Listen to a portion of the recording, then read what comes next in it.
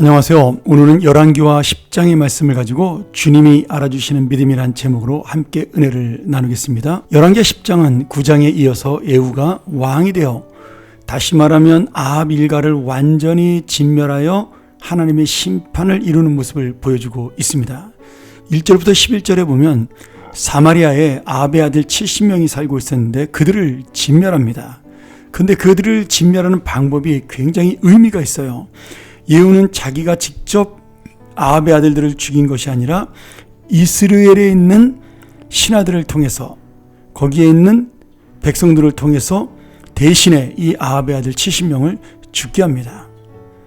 이 방법은 아합이 포도원 주인이었던 나봇을 죽일 때 썼던 방법이죠. 아합은 자기 손에 피를 묻히지 않고 이세벨의 간계를 통해 나봇을 누명을 씌우고 억울하게 죽임으로 나봇은 의로운 자였으나 죽임을 당하게 되죠. 그리고 똑같은 방식으로 하나님의 심판이 이 아합에게 임하고 아합의 아들에게 임하여 그렇게 다른 사람의 손에 의해서 죽임을 당하게 됩니다. 또한 예후는 유다왕, 그 당시 북이스라엘과 동맹을 맺고 아합과 인척관계를 맺고 있었던 아하시아 왕의 형제들 41명을 우연히 양털 깎는 집에서 만나고 즉각 그들을 다 진멸합니다. 여기 우연히 양털 깎는 집에서 만났다라고 표현되어 있지만 실제로는 하나님이 악한 아합과 야합했던 아하시아의 형제들과 아하시아의 가문을 심판한 것이죠. 남유다 5대 왕이었던 여호람과 아합, 그리고 이세벨의 딸인 아달랴와 결혼해서 낳은 아들이 바로 남유다 6대 왕인 아하시아입니다. 이 역시 아합의 후손인 거죠. 따라서 아하시아의 형제들도 그때까지도 북이스라엘 아합 가문과 친밀한 관계를 맺고 있었습니다. 이렇게 주님은 지금 아합과 관계된 모든 사람들을 전부 하나님의 이름으로 심판하는 그런 일을 이루십니다. 그리고 마지막으로 이 예후는 바알과 아세라 우상 숭배자들을 다 같이 모이게 해서 80명의 호위병을 명령해 그들을 모두 또 진멸합니다. 이렇게 하나님의 뜻이 이루어졌지만 이 아합의 평가는 좀 다릅니다. 예후는 하나님의 뜻을 이룬 것처럼 보였지만 30절과 31절에 보면 긍정적인 평가와 부정적인 평가의 두 가지라 나타납니다. 좋은 평가로는 그가 하나님 보실 때 정직하게 행하고 아합의 가문의 심판을 행함으로 하나님 말씀에 순종했다는 것이고요.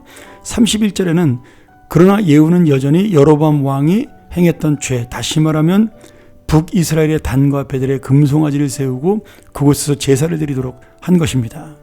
바알과 아세라 숭배자들은 다 죽였지만 본인은 또 금송아지 아피스를 세우고 제사를 드리는 그런 불신앙을 보여주게 된 것이죠. 여러분, 왜 이렇게 예후는 하나님의 약속으로 왕이 되었고 하나님의 뜻을 이루었음에도 우상 숭배자로 남았을까요?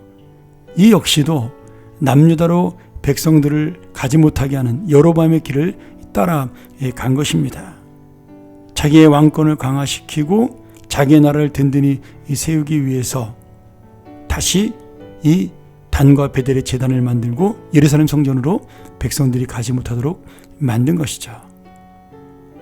지금 우리가 이 말씀의 의미를 어디서 찾아볼 수 있냐면 16절에 보면 이 예후가 레갑의 아들 여호나답 제사장을 만나서 자신의 신앙을 자랑합니다. 나와 함께 가서 하나님을 위한 나의 열심을 보라. 그리고 자기의 병거에 태웁니다. 그런데 여기에 보면 여호와를 위한이라는 말의 핵심이 있는 것이 아니라 나의 열심을 보라의 말씀의 핵심이 있습니다. 히브리어로 보면 여호와를 위한이라는 말은 부사로 사용되었고 목적어인 나의 열심을 보호자 하는 말씀으로 사용하니까 지금 이 문장의 핵심은 어디 있어요? 나의 열심에 있는 겁니다.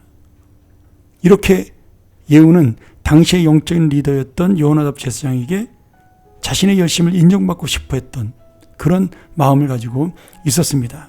그런데 거기에는 뭐가 없었어요? 하나님의 영광을 드러내고 자신을 왕으로 세운 하나님의 놀라운 은혜에 대한 감사가 없었다라는 사실입니다. 그래서 그가 오므리 왕조를 진멸하고 하나님의 뜻을 이룬 후에는 자신의 왕권에 대한 욕망이 일어나 이렇게 우상을 숭배하게 되고 부정적인 평가를 만나게 된 것이죠.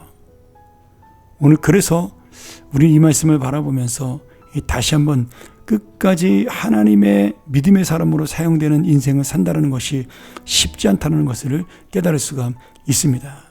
오늘 이 말씀을 통해서 정말 예후처럼 그렇게 끝이 흐려진 인생이 아니라 처음부터 마지막까지 하나님 앞에 그 의미 있고 뜻이 있는 인생, 하나님의 목적을 이루는 인생, 그래서 주님이 완전히 알아주시는 믿음을 가진 인생이 되기를, 그런 인생으로 사는 복된 하나님의 자녀가 되기를 간절히 축원합니다.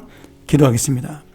하나님 아버지, 우리가 예후를 바라보며 처음부터 끝까지 시종일관한 믿음을 보여주지 못한 것을 안타깝게 여기고, 우리의 믿음은 주님이 마지막까지 인정하는 믿음 되게 하여 주시옵소서. 커피 한 방울까지도, 마지막 한 방울까지도 맛있다라고 말했던 그런 광고의 커피처럼 우리의 신앙 한 조각까지도, 마지막 한 자락까지도 주님 앞에 만족된 믿음으로 살아갈 수 있도록 인도하여 주옵소서. 예수님의 이름으로 기도합나이다. 아멘.